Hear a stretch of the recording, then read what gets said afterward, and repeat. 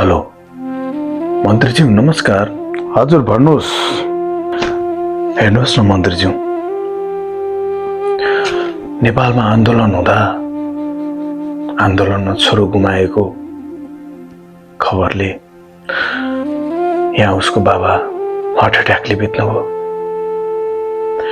15 दिन भइसक्यो। अहिलेसम्म हरेक क्षेत्र हरेक ठाउँमा सम्पर्क गर्ने प्रयास गरियो, तर कसैले पनि यसको रेस्पोन्स दिएन।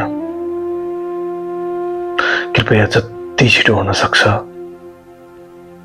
उहाँको यो लासलाई नेपालसम्म पुर्याउने वातावरण मिलाइदिनु पर्यो मन्त्रीज्यू। हेर्नुहोस्, एक त तपाईँ गलत बाटोबाट आउनुभएको छ कि तपाईँले मेरो पिएलाई फोन गर्नु पर्थ्यो अनि पिए मार्फतबाट आएको भए राम्रो हुन्थ्यो।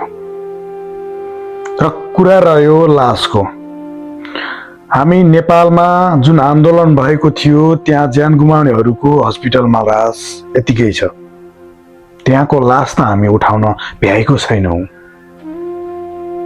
अनि हामी संसारका हरेक कुनामा रहेका अरू नेपालीहरूको लास अहिले उठाउन सक्छौँ। त्यो कदापि अहिले भर्खर हुन सक्दैन हजुर।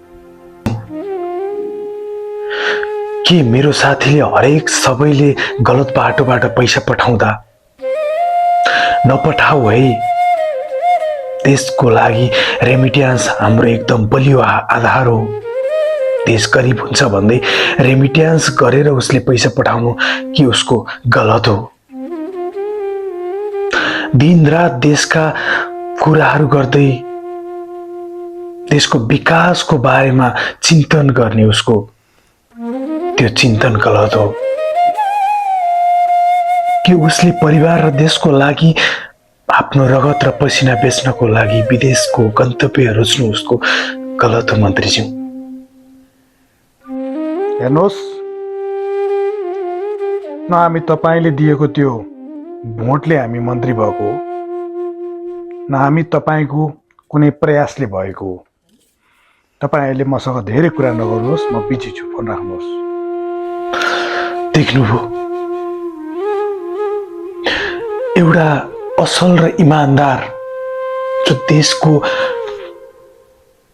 होनहार व्यक्तित्व र देशलाई असाध्यै माया गर्ने व्यक्तिले आज ज्यान गुमाउनु पर्दा उसको लासको ठेगान छैन।